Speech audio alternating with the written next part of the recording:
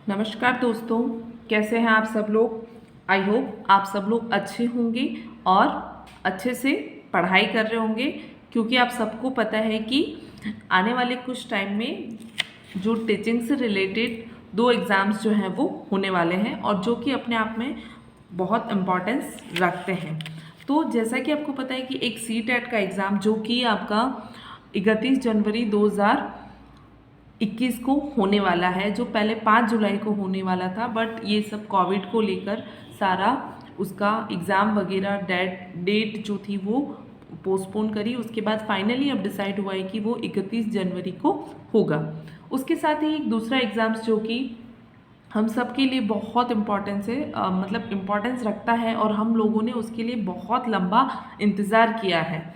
तो वो है रीट का एग्ज़ाम, जो कि आपका बोला जा रहा है, न्यूज़ में भी चर्चा में बहुत है कि आपके अभी कुछ टाइम बाद उसकी विज्ञप्ति आने वाली है और फरवरी में उसके एग्ज़ाम्स होंगे।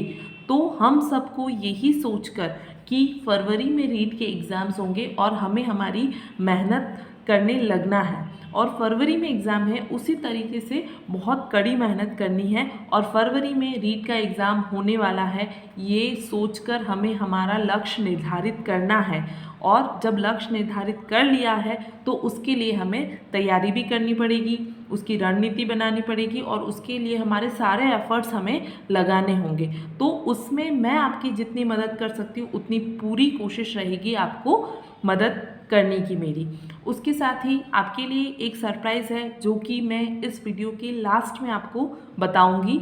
क्या सरप्राइज़ है रीट एग्ज़ाम से रिलेटेड, तो उसके लिए आपको मेरी ये वीडियो लास्ट तक ज़रूर देखनी है। तो मैं आपको आज, अब आपको पता है कि जब आपने लक्ष्य निर्धारित कर दिया है तो उसके लिए सबसे पहले आपको ये तो पता होना चाहिए ना हमें किस दिशा में जाना है। तो उसके लिए आपके पास रीट का एग्ज़ाम पैटर्न और एग्ज़ाम सिलेबस ज़रूर होना चाहिए, उसकी हार्ड कॉपी होनी चाहिए, वो आपके टेबल पर जहाँ पढ़ाई करते हैं वहाँ पर होनी चाहिए और उसे आप दिन में एक बार कम से कम ज़रूर देखें ताकि उन टॉपिक्स से आप क्या हो जाएं, फेमिलियर हो जाएं। अब आप जिन बच्चों ने पढ़ाई पहले से कर रहे हैं बहुत अच्छी बात है, और जिन्होंने नहीं भी शुरू करी तो अब आप उनको शुरू कर दीजिए, मेरे साथ आप पढ़ाई करना शुरू कर दीजिए और जो है आप और हम मिलकर ये एग्ज़ाम जो है वो अच्छे से क्लियर ज़रूर कर लेंगे।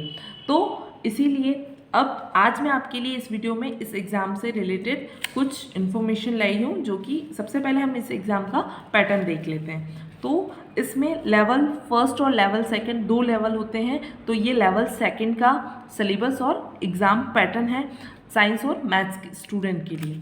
तो ये लेवल सेकंड जो होता है क्लास 6 to 8 के लिए होता है। अब इसमें क्या है, सबसे पहले और सबसे अच्छी बात यह है कि इस एग्ज़ाम में नो नेगेटिव मार्किंग, ये वर्ड, ये लाइन पढ़ते ही हमें इतनी खुशी महसूस होती है ना कि यहाँ पर कोई भी नेगेटिव मार्किंग नहीं है। तो इसीलिए आपको इस बार इस एग्ज़ाम को क्लियर करना बहुत ज़रूरी है, क्योंकि हो सकता है इन फ्यूचर इसमें भी आपकी नेगेटिव मार्किंग हो जाए तब। अब सेकेंड, इसमें 4 पार्ट होते हैं एग्ज़ाम पेपर में, 4 आपके पार्ट्स होंगे, first second third and fourth. Total number of questions होते हैं 150, टोटल मार्क्स होते हैं 150। तो टाइम ड्यूरेशन भी आपका 150। तो अब देखते हैं हम पार्ट्स कौन कौन से। फर्स्ट पार्ट में आपका होगा चाइल्ड डेवलपमेंट एंड पेडागोजी। तो इसमें आपका जो बाल विकास और शिक्षा शास्त्र है उससे रिलेटेड क्वेश्चंस होते हैं। उसमें आपके 30 नंबर के 30 क्वेश्चंस होंगे और 30 ही मार्क्स होंगे। फिर आपका सेकेंड पार्ट होता है लैंग्वेज फर्स्ट। जब लैंग्वेज फर्स्ट आपका, उसमें आपका हिंदी इंग्लिश जो भी आपकी अच्छा जिस पर कमांड है वो लैंग्वेज आपको सेलेक्ट करनी चाहिए हमेशा। और लैंग्वेज सेकंड जो आपके लिए थोड़ी सी टफ पड़ती है उसको आपको सेलेक्ट करना चाहिए। लैंग्वेज फर्स्ट के 30 क्वेश्चंस होंगे और वही 30 मार्क्स, और आपके लैंग्वेज सेकंड जो है उसके भी 30 क्वेश्चंस और 30 मार्क्स। और लास्ट जो है आपका स्पेशलाइजेशन जिसमें है वो वाले सब्जेक्ट से रिलेटेड 60 क्वेश्चंस आपसे पूछे जाएंगे और 60 ही उसके मार्क्स होंगे। तो साइंस और मैथ्स वालों के लिए भी सेम आपका 60 क्वेश्चन, और अगर आपकी SST है तब भी आपका 60 क्वेश्चंस। तो इस तरीके से ये पूरा उसका एग्ज़ाम का आपका क्या रहेगा, पैटर्न रहेगा। तो ये पैटर्न आपको समझ में आ गया। अब हम इसका कुछ सिलेबस देख लेते हैं थोड़ा बहुत, ताकि उससे आपको थोड़ा सा आइडिया लग जाए कि आपको क्या क्या पढ़ना है। बाकी मेरी राय आपके लिए यही है कि आप सबसे पहले इसका सिलेबस इसकी साइट पर जाकर, ऑफिशियल साइट पर जाकर निकालेंगे और उसको अपनी टेबल पर रखेंगे। उसकी हार्ड कॉपी आपके पास होनी चाहिए। ऐसा नहीं कि फ़ोन में PDF फॉर्म में सेव है, हम बाद में देख लेंगे। नो, आपके पास हार्ड कॉपी होनी चाहिए और आप उसको जो जो टॉपिक आप पढ़ते जाएंगे उसको बाकायदा मार्क करते हुए चलेंगे कि हमने इतना कुछ पढ़ लिया है। तब आप जब वो मार्क देखेंगे कि इतने आपने टिक कर रखे होंगे, तब आपको मन में बहुत खुशी होगी और एक कॉन्फिडेंस लेवल आपका बढ़ेगा।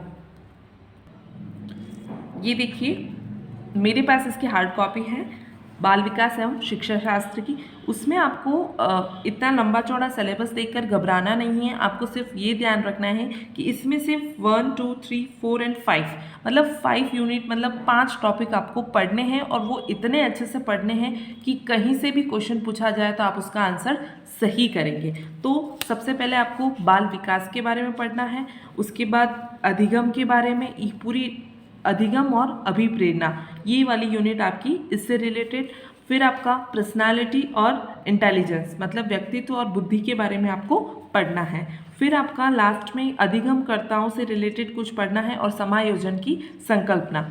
उसके बाद लास्ट में कुछ आपका NCF 2005 हो गया, शिक्षण अधिगम की प्रक्रियाएं, आकलन, मापन, मूल्यांकन, इन सब के बारे में आपको पढ़ना है। लास्ट आपका शिक्षा का अधिकार अधिनियम 2009 के बारे में, जो टीचर्स की भूमिका है उसके बारे में आपको स्टडी करनी है। तो ये हो गया आपका बाल विकास एवं शिक्षा शास्त्र। अब लैंग्वेज, सेकेंड पार्ट आपका होगा लैंग्वेज से रिलेटेड, लैंग्वेज फर्स्ट। तो अगर आप हिंदी सेलेक्ट करते हैं तो उसमें आपका अपठित गद्यांश पूछा जाएगा। जितना भी व्याकरण है वो डायरेक्ट क्वेश्चन नहीं पूछकर उसी गद्यांश में से आपसे, तो व्याकरण से रिलेटेड डायरेक्ट क्वेश्चन नहीं पूछकर वो आपको एक अपठित गद्यांश देखा, उसमें से आपसे ये सारे पर्यायवाची विलोम शब्द, जो भी तत्सम, तद्भव, संधि, समास, ये सब उसमें से आपसे पूछे जाएंगे। ओके, तो ये 2 आपके अपठित गद्यांश होंगे।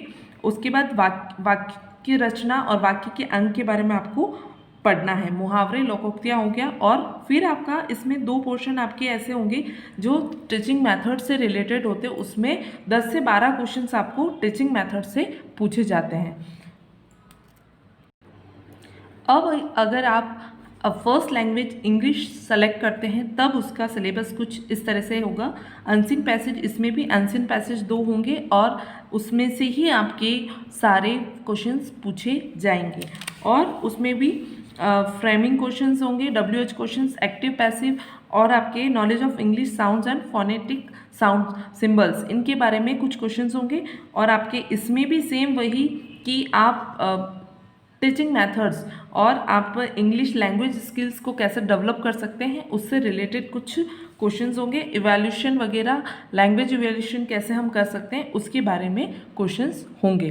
तो इस तरीके से फर्स्ट लैंग्वेज आप, जो आपकी फैमिलियर लैंग्वेज है, जिसका आपको ज़्यादा नॉलेज है, उस लैंग्वेज को सेलेक्ट कीजिएगा।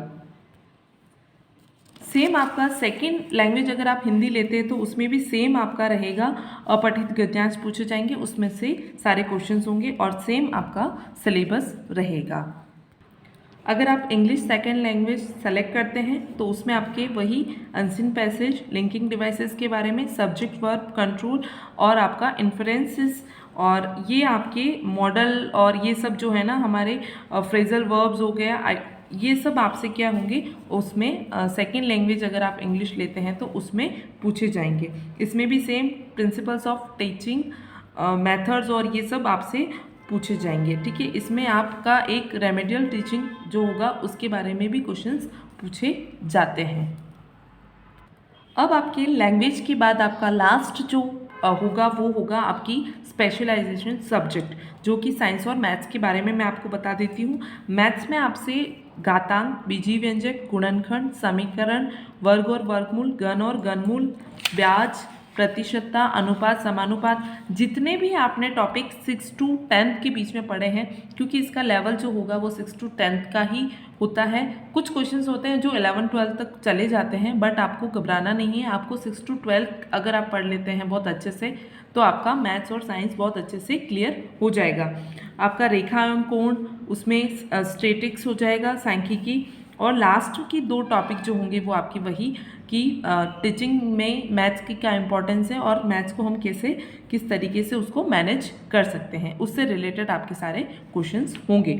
सेम आपका साइंस को अगर हम देखें तो साइंस में आपका हो जाएगा सूक्ष्म जीव के बारे में, सजीव, मानव शरीर एवं स्वास्थ्य, जंतु प्रजनन और किशोरावस्था, बल एवं गति, ऊष्मा, प्रकाश एवं ध्वनि, विज्ञान एवं प्रौद्योगिकी, सौर मंडल, पदार्थ की संरचना, रासायनिक पदार्थ, और यहाँ तक तो फिजिक्स, केमिस्ट्री और बायो इससे रिलेटेड क्वेश्चंस होंगे। और लास्ट के जो 2 होंगे वो सेम वही साइंस से रिलेटेड कि आप किस तरीके से उसको अपनी जो पाठ्य सामग्री है उसमें किस तरीके से साइंस के क्या लक्ष्य होंगे, क्या उद्देश्य, विज्ञान को कैसे समझना और टीचिंग मेथड्स जो है वो साइंस के लिए क्या यूज़ किए जा सकते हैं, वो आपको सारा इन 2 टॉपिक्स में पढ़ना है। तो इस तरीके से आपका सिलेबस बहुत अच्छा है और इजीली आप 6 to 10th अगर पढ़ लेते हैं तो उसको कर लेंगे। अब आती है बात सरप्राइज़ की। सरप्राइज़ ये है आप लोगों के लिए कि जो मतलब यूट्यूब पर बहुत ज़्यादा ऐसे जैसे सोशल हो गया, इंग्लिश, साइंस, मैथ्स मतलब होती है वीडियोस, बट मैं आपके लिए जो इस चैनल पर लाने वाली हूँ वो है एनसीईआरटी और आरबीएसई की बोर्ड की 6 to 10th जो बुक्स हैं मतलब पाठ्य पुस्तकें जो हैं उसमें जितने भी ये आपका सिलेबस जो दे रखा है उसके अकॉर्डिंग जितना टॉपिक है उसके आपको नोट्स बनाकर और वो वीडियोस मैं आपके लिए जल्दी ही लेकर आऊँगी और मेरे साथ साथ वो वीडियोस आप ज़रूर देखिएगा और ज़रूर पढ़िएगा, उससे आपको बेनिफिट होगा और हम अच्छे से ये जो फरवरी में एग्ज़ाम होने वाला है उसको हम अच्छे से क्लियर कर पाएंगे। तो सरप्राइज़ आपके लिए यही है कि साइंस का जितना भी मैटर है वो मैं आपको इस चैनल पर आपको पूरा करवा दूंगी और उसका रिवीजन करेंगे हम लोग, अच्छे अच्छे क्वेश्चंस लेकर आएंगे और आप और हम मिलकर कुछ नया ज़रूर करेंगे। तब तक के लिए आप अपने घरों में रहिए, ध्यान रखिए, अच्छे से पढ़ाई कीजिए और फरवरी 2021 में जो एग्ज़ाम होने वाला है उसको दिमाग में रखते हुए पढ़ाई कीजिए और आपका रिज़ल्ट आपके फेवर में ज़रूर होगा। तब तक के लिए thanks for watching my all videos and अगर आपने सब्सक्राइब नहीं किया तो मेरे चैनल को ज़रूर सब्सक्राइब कीजिए ताकि हम और आप मिलकर कुछ नया करेंगे। Thank you.